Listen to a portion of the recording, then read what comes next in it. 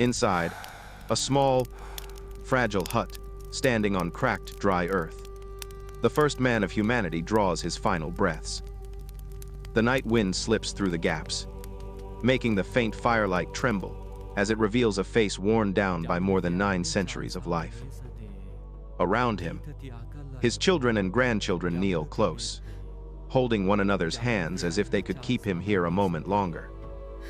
And Eve, the woman who once walked beside him through Eden's lush garden and then through the long, harsh road of mortal life, gently places her trembling hand on Adam's chest, hoping to feel the familiar heartbeat she once knew. No one speaks.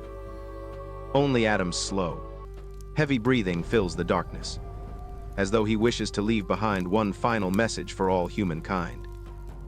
In that moment, the death of one man touches the quiet loneliness and fragile sorrow that every one of us carries. Eden's story narrows here, yet from this very breath, another journey quietly begins. That night, when everyone had fallen asleep, Eve suddenly sat upright as the wind howled outside the hut. She clutched her chest, breath trembling, shaken by a dream far too vivid, too real, as if it had happened before her very eyes. In the dream, she saw Cain leaning down to drink the blood of Abel, while Abel begged weakly, pleading to keep the last drops of his life. The scene froze her whole body, tearing her apart with the silent anguish of a mother. Eve shook Adam awake, tears streaming as she recounted every detail. Adam said nothing, but his eyes darkened, sensing an ominous truth lurking nearby. They rushed out to find their sons, praying the dream was only a dream. But when they arrived, Abel's body lay still on the cold ground.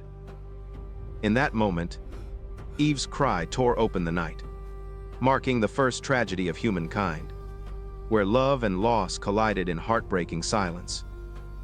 After Abel's death, the small hut sank into a silence so heavy, it felt like grief itself was clinging to the air. Each afternoon, Eve sat beside the cold ashes where her son once played, her eyes swollen as she stared into the empty space as if hoping a miracle might return him. Watching her fade day by day, Adam could only hold her trembling hand, hiding the ache, hollowing his own heart. Then one day, Eve became pregnant, and the child's birth brought a fragile glimmer of hope back into their lives.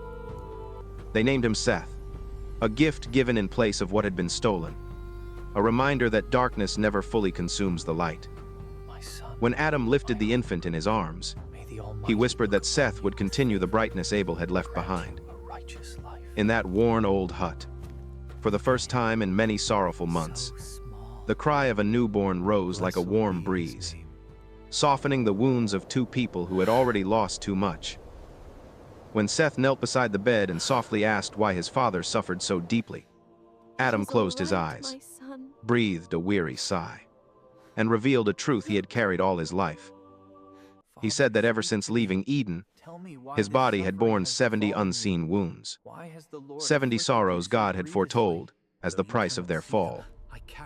With each passing year, another wound awakened, dimming the light in his eyes, weakening his hearing, stealing away his strength little by little.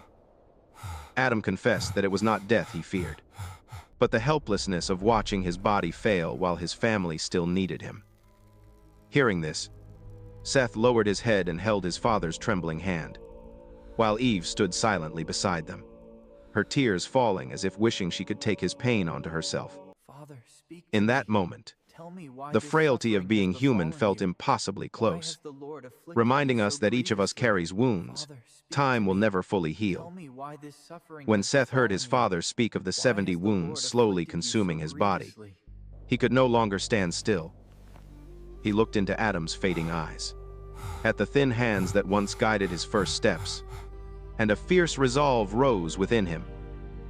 He had to save his father, no matter what it cost.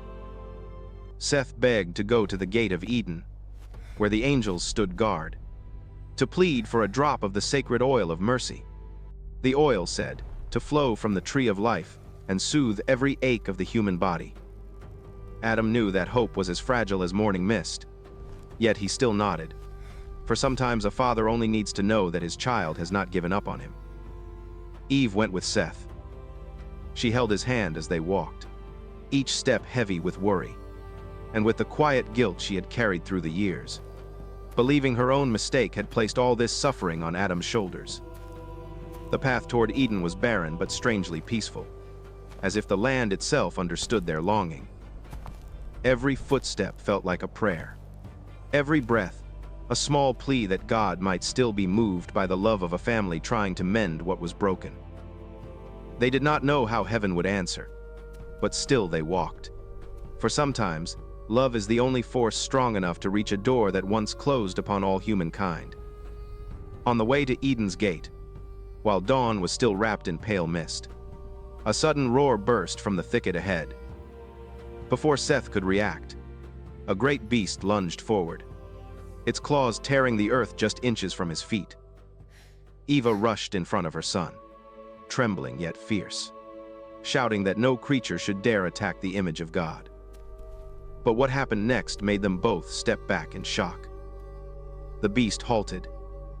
Its dark, burning eyes held a sorrow older than the mountains. And then, in a voice rough like stones sliding, it spoke. It said that from the moment Eve raised the forbidden fruit to her lips, the nature of all living things had changed. Peace had left the world. The creatures of the earth had become wild, turning against humanity as if answering the wound opened by human hands. Hearing this, Eva froze, her heart sinking. She realized then that sin had not only scarred people but had cracked the harmony of creation itself. And in that heavy silence between them, it felt as if nature was delivering its own indictment against humankind. When they returned to Adam's bedside, Eve lowered herself slowly, her trembling hands searching for the fading warmth of the man who had walked with her through both paradise and sorrow. She looked at Seth, at the children gathered around with fearful eyes, then drew a deep breath, gathering the last of her courage to open a wound she had carried alone for so many years. Eve began to speak, her voice low and uneven, about that fateful morning in Eden.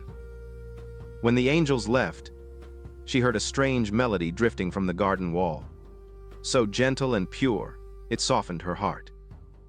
She believed it to be a song from heaven, never imagining it was Satan wearing the likeness of a radiant angel.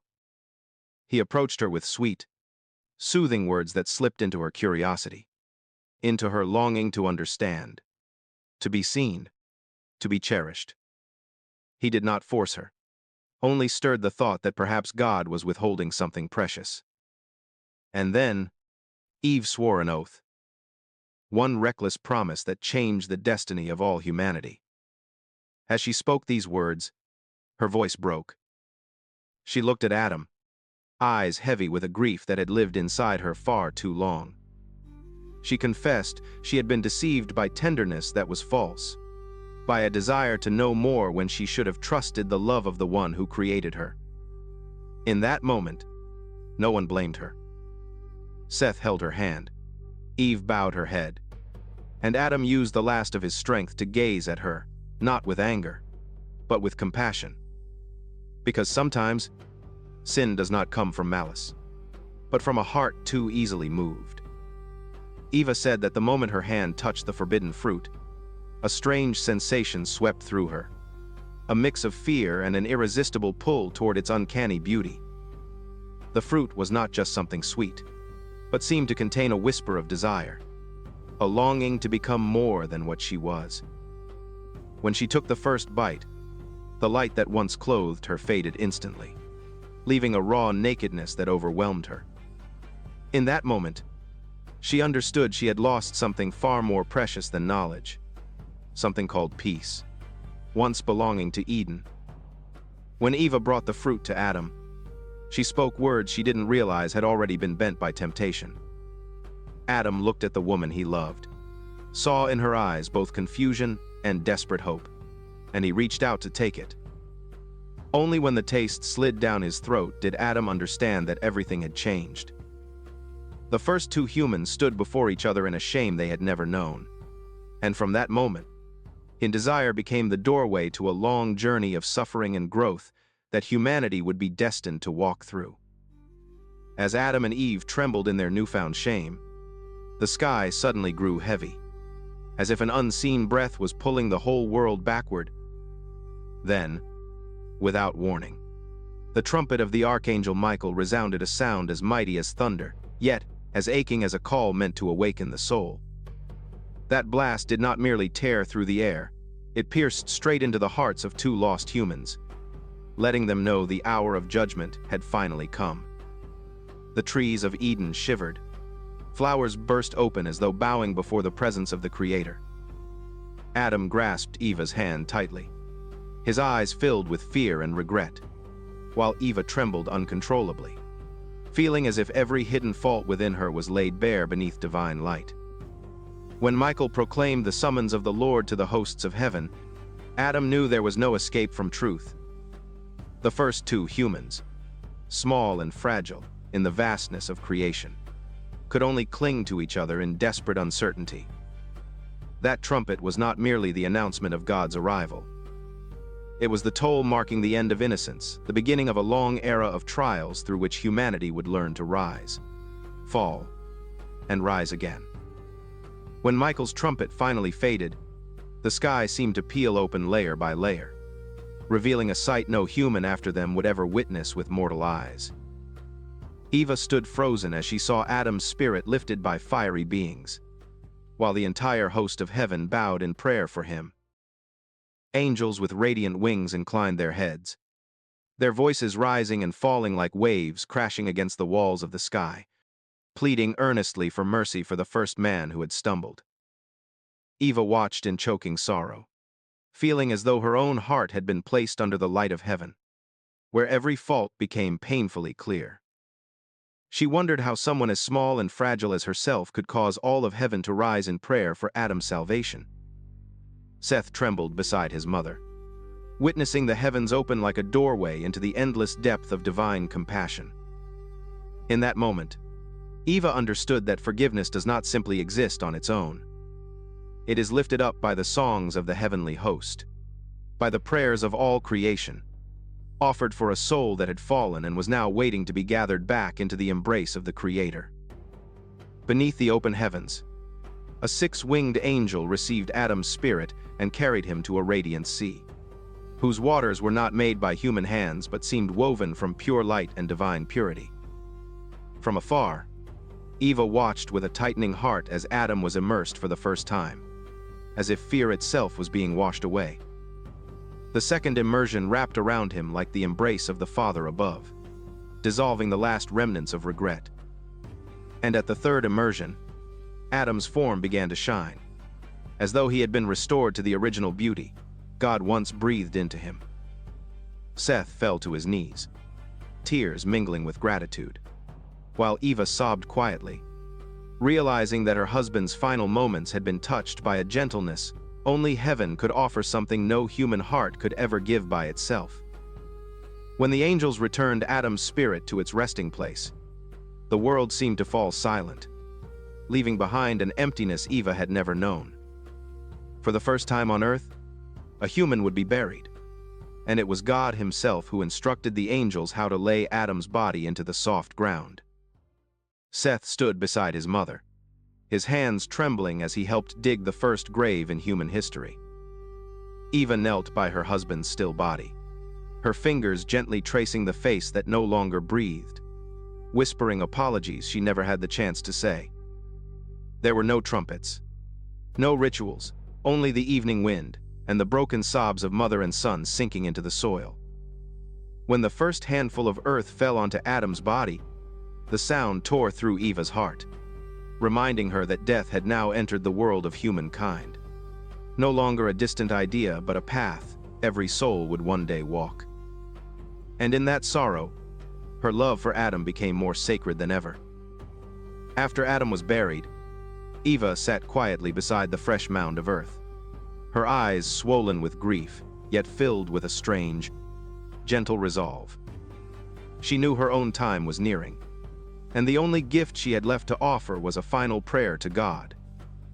Placing her hand on the soil, her voice trembled but remained sincere as she begged the Lord not to let her be separated from Adam ever again, to allow her to rest beside the man she had loved, aired with, and shared both joy and sorrow with since Eden was still radiant.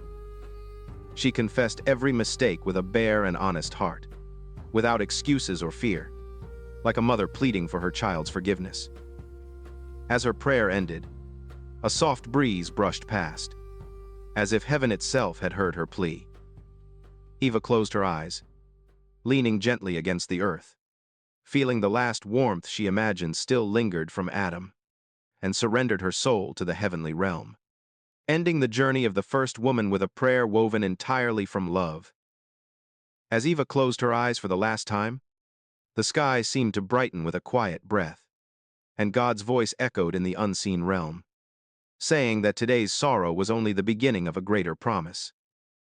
He vowed to open a path for humanity so that even in their falls, they could still return to the light. From the resting place of Adam and Eva, the first seed of hope was sown small, fragile, yet destined never to fade.